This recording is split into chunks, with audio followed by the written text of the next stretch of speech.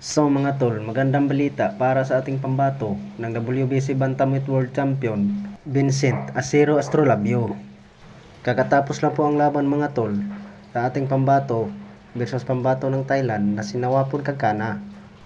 Natamaan po sa solid na suntok ni Astrolabio sa round 11 ay bumagsak at bumango naman at tinigil na lang sa referee kaya nakuha ang panalo ni Astrolabio mga tol ng round 11 technical knockout. At sigurado na mga tol, ang ating pambato na si Astrolabio ay lalaban naman sa world title.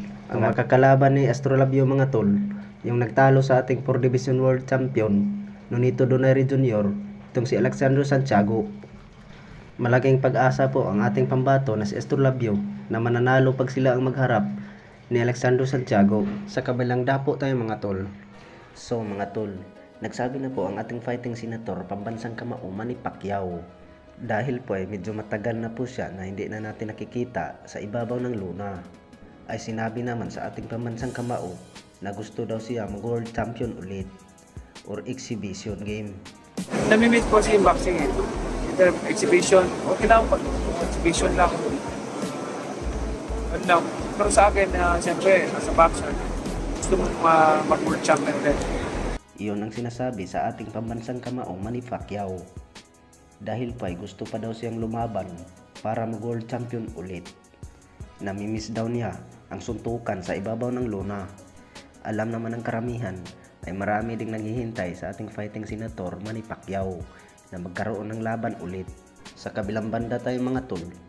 So mga tol, magandang balita para sa ating pambato na 3 former World Division Champion, angas ng Pinas, Janril Casimiro. Dahil po ay nakita po natin kanina sa upload sa Real Fight PH. Dahil po ay may paparating na laban ang ating angas ng Pinas versus pambato ng Japan, IBF Super Bantamweight World Champion Yukinori Oguni. At may kartada itong 21 wins, 8 knockout at 2 talo at may 2 tabla. So nag-iensayo ng husto ang ating pambato ng angas ng Pinas, Janril Casimiro. Dahil po ay hindi ito basta-basta ang nakakalaban niya itong si Yukinori Oguni. Dahil sa amin ng karamihan ay matigas ito. Nag-iensayo na ng husto ang ating angas ng Pinas dahil po ay 2 buwan na lang bago po ang bakbakan. Hindi lang magkukumpiyansa ang ating pambato ng angas ng Pinas na si Janril Casimiro. Baka magkumpiyansa siya, magagaya niya yung laban niya nung Mayo, pambato ng South Africa na si Philippus Matumbwa.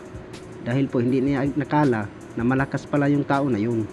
So abangan na lang natin mga tol ang laban sa ating angas ng Pinas na si Janril Casimiro. Alam ko naman mga tol na maraming nag-aabang sa laban na ito. Hanggang dito na lang tayo mga tol. Maraming salamat sa inyong panonood.